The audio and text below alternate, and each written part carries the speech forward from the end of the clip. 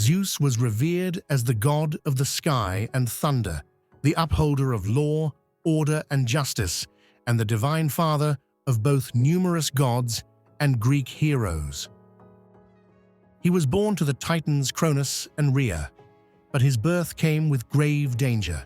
An oracle had prophesied that Cronus would be overthrown by one of his own children, just as Cronus had toppled his father, Uranus. In fear, Cronus swallowed each of his first 5 newborns, Hestia, Demeter, Hera, Hades, and Poseidon, as soon as they were born. Determined to save her 6th child, Rhea devised a plan. She gave birth to Zeus in secret, hiding him in a remote cave. To deceive her husband, Rhea wrapped a stone in swaddling cloth and presented it to Cronus as if it were the baby. Cronus swallowed the stone without noticing the ruse, sparing the infant Zeus.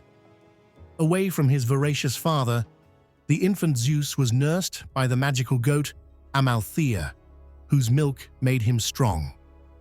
When Zeus came of age, he set out to overthrow Cronus and free his siblings, initiating the epic conflict known as the Titanomachy, or War Against the Titans. With the help of the Titaness Metis, or according to some versions, with a cunning potion of his own making, Zeus served Cronus a drink laced with an emetic. The concoction caused Cronus to violently regurgitate the 5 children he had swallowed, who emerged intact and alive. Once his brothers and sisters, Hestia, Demeter, Hera, Hades, and Poseidon, were freed, Zeus rallied them to revolt. Backed by his liberated siblings, he declared war on Cronus and the elder Titans. The Titanomachy engulfed the cosmos in battle for 10 years. The war was a clash of titanic forces.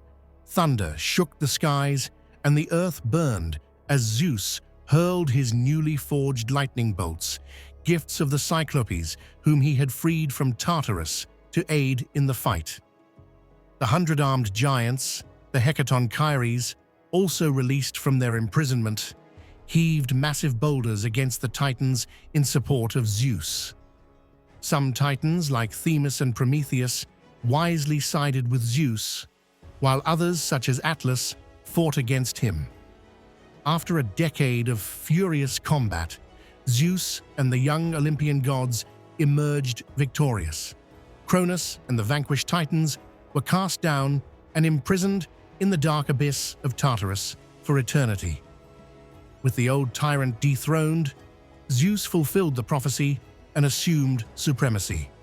He and his brothers Poseidon and Hades then divided dominion over the world. Hades received the underworld, Poseidon took the sea, and Zeus became the lord of the sky and heavens, reigning as king of the gods. After the Titans, the earth goddess Gaia, angry at Zeus for imprisoning her Titan children, sent forth mighty enemies. First came the monstrous giant Typhoeus, a terrifying dragon-like creature born of Gaia and Tartarus, whose 100 serpent heads rose to challenge Zeus. Zeus fought Typhoeus in a ferocious showdown of elemental force. Armed with his thunder and lightning, Zeus struck the beast and eventually hurled Typhoeus down to Tartarus, crushing him and ending the threat. Next, Gaia unleashed the giants, a horde of formidable warriors born from the blood of Uranus. This led to the Gigantomachy, the war between the Olympian gods and the giants. The giants laid siege to Olympus, but Zeus and his allies battled them in a conflict that shook the world. According to later myths, a prophecy foretold that the giants could only be defeated with the help of a mortal hero. Zeus enlisted then his demigod son Heracles to fight alongside the gods. With Heracles shooting his hydra-poisoned arrows and Zeus flinging lightning bolts, the tide of battle turned. One by one, the giants fell, and the strongest among them, Porphyrion and Alcyoneus, were slain by the combined might of Zeus, Heracles, and the other Olympians. Though he faced occasional rebellions, none succeeded in unseating him. Zeus was also known for his love affairs, both with goddesses and mortal women, often giving rise to powerful gods and legendary heroes. Known for his unrelenting infidelity to Hera, Zeus stopped at nothing to win over his desired partners.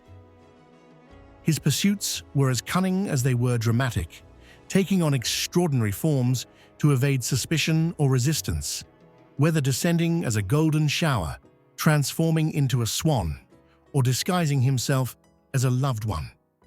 From these encounters, powerful Greek heroes were born, such as Heracles from his union with Alcmene, Helen of Troy and the Dioscuri twins from his appearance as a swan to Queen Leda of Sparta, Perseus from Danae, and Minos from his encounter with Europa, whom he approached disguised as a bull and who would later give her name to the continent.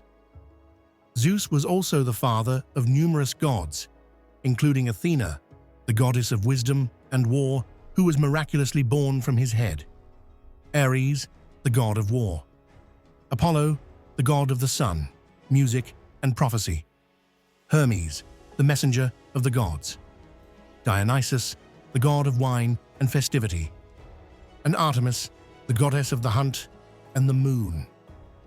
From antiquity to the 21st century, Zeus's legacy has been that of a symbol of ultimate power, for better or worse. In ancient times, he embodied the justice and order of the cosmos. In modern times, he often symbolizes power itself in our stories and media. As long as the myths of Greece continue to be told and reinvented, Zeus will persist as a central character, the mighty patriarch on the throne of Olympus, casting his lightning across both the ancient and modern skies and reminding us of the enduring human fascination with gods and heroes.